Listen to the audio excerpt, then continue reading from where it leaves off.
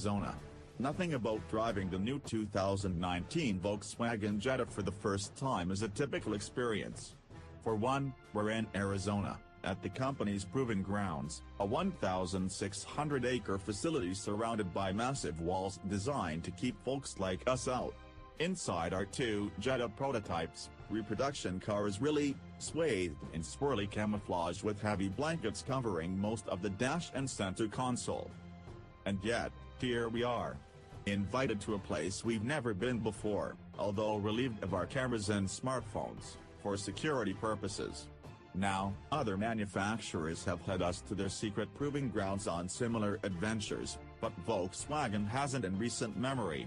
At a minimum, it's an unusual move for an automaker entailing lots of risk that we might see something before we're supposed to. It's fascinating to take a peek behind the curtain. APG's senior director, the affable James Marcella, is eager to show us all the goodies he can. Having been here for 25 years, he's rightfully proud of the facility, which is used by all brands owned by the Volkswagen Group, even MAN, Scania, and Ducati.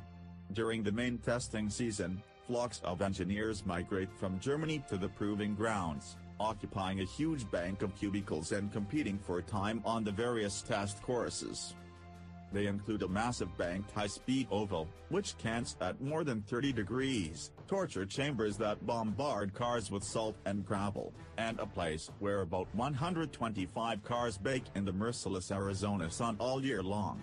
There's a room where previously tortured cars are ripped apart, which happens in a room that looks pretty much like a room you might expect to find the pieces of a crashed alien spacecraft. It seems like a cool place to be an engineer, but a rough place to be a car. The story of the brand new Jetta doesn't start in Arizona, however. Back in 2010, we drove the Jetta that was born out of the new compact sedan program, Volkswagen's main salvo in an attempt to become a much higher volume player in the US market. It was also an attempt to deconstruct the notion that the Jetta was a compact, near-luxury sedan built to do battle with Volvo and Acura, and priced accordingly. That meant that a contented, a nice way to say cheaper, Americanized, a nice way to say softer, Jetta built in Mexico and aimed specifically at domestic tastes. Cost-cutting was evident everywhere, at first glance, and was rightly a major preoccupation of our reviewer at the time. It was a preoccupation of buyers, as well. Jetta never reached the summit of the Corolla, Civic sales mountain.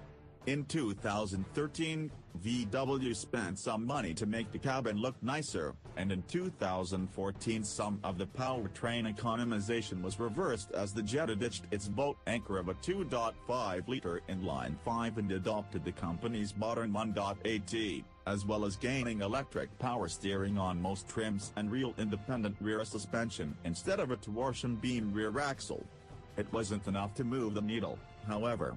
Jetta MK V sales habitually hovered around the 15,000 units per month mark, while Corolla regularly exceeded 25,000 units during the same months.